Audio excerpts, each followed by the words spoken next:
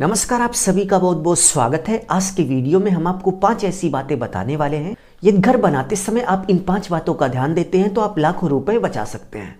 तो चलिए एक एक करके देखते हैं कि ये 5 बातें कौन कौन सी हैं। बट वीडियो में आगे बढ़ने से पहले आप सभी से बस छोटी सी रिक्वेस्ट है कि प्लीज वीडियो को लाइक कर लीजिए और यदि आप इस चैनल पर नए हो तो चैनल को सब्सक्राइब कर बेल आइकन प्रेस कर लीजिए, जिससे आगे आने वाली अच्छी अच्छी वीडियो की नोटिफिकेशन आप सभी को मिलती रहे। तो फर्स्ट पॉइंट की बात करें तो घर बनाने से पहले आप अपनी जरूरत के हिसाब से एक घर का नक्शा बनवाइए, क्योंकि यदि आप अपनी जरूरत के हिसाब से घर बनाएंगे तो आप 2 से 3 लाख रुपए केवल प्लानिंग करके ही बचा सकते हैं।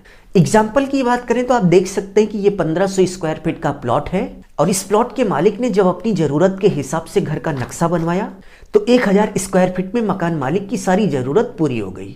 तो यहाँ पर मकान मालिक ने केवल और केवल अपनी जरूरत के हिसाब से घर का नक्शा बनवा के 4 से 5 लाख रुपए बचा लिए, क्योंकि यदि इस पूरे 1500 स्क्वायर फीट पर घर बनाया जाता तो करीब 16 से 17 लाख रुपए मिनिमम खर्च हो जाते। बट मकान मालिक ने अपनी जरूरत के हिसाब से घर का नक्शा बनवाया और उसकी पूरी जरूरत 1000 स्क्वायर फीट में पूरी हो गई। तो अब 1000 स्क्वायर फीट के घर को बनाने में आपका 11 से 12 लाख रुपए मिनिमम लग जाएगा।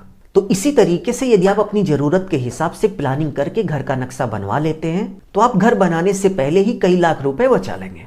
सेकेंड पॉइंट की बात करें तो घर बनाते समय आपको घर की ऊंचाई 10 फीट से ज्यादा नहीं रखनी चाहिए। बहुत सारे लोग घर बनाते समय घर की ऊंचाई 11 से 11.5 फीट रखते हैं। तो घर की ऊंचाई बढ़ाने से आपको कोई विशेष फायदा तो नहीं होता, बट घर बनाने का जो कंस्ट्रक्शन कास्ट होता है वो 1.5 लाख रुपए बढ़ जाता है। इससे में घर बनाते समय आप घर की ऊंचाई 10 फीट से ज्यादा मत रखिए। थर्ड नंबर पॉइंट की बात करें तो आप देख सकते हैं कि स्लैब ढलाई करते समय स्लैब को कुछ इस तरीके से बाहर निकाला जाता है जिससे बारिश का पानी और इसके साथ साथ धूप से घर की दीवारें बची रहे। तो यदि आप केवल सनसेट के लिए कुछ इस तरीके से स्लैब को बाहर निकाल रहे हैं तो 1.5 फीट से ज्यादा बाहर मत निकालिए। स्लैब बनाते समय केवल घर के बाहर आप 2 से 3 फीट स्लैब को बाहर निकालिए और बाकी 3 तरफ आप 1.5 फीट निकाल लीजिए। कोई दिक्कत परेशानी वाली बात नहीं होगी। तो जरूरत के हिसाब से यदि आप स्लैब को बाहर निकालेंगे तो घर बनाने की जो लागत है वो आपकी थोड़ी कम हो जाएगी। फोर्थ नंबर पॉइंट की बात करें तो जहां पर आपका घर बनना है वहां से बिल्डिंग मटेरियल को ज्यादा दूर पर मत रखिए।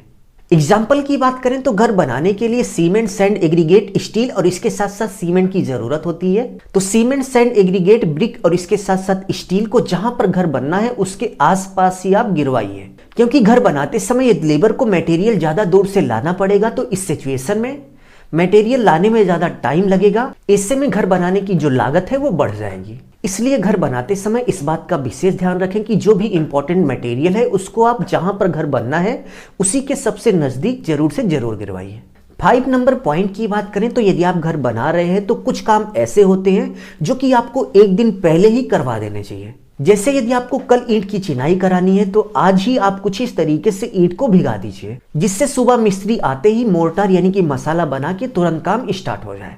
और ये सुबह आने के बाद इस ईंट को भिगाने के बाद काम स्टार्ट करेंगे तो उस सिचुएशन में वर्क स्टार्ट होने में काफी लेट हो जाएगा। इससे में आपके घर का कंस्ट्रक्शन कास्ट बढ़ जाएगा। इसी तरीके से यदि आप प्लास्टर का वर्क करा रहे हैं तो प्लास्टर वर्क कराने से पहले आपने देखा होगा कि सैंड यानी कि रेत को कुछ इस तरीके से फिल्टर किया जाता है।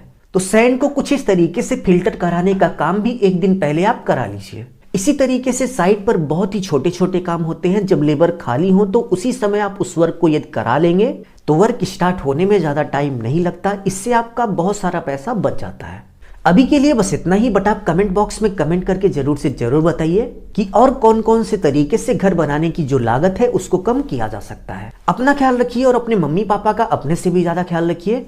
इसी भाव के साथ आप सभी से विदा लेते हैं। धन्यवाद।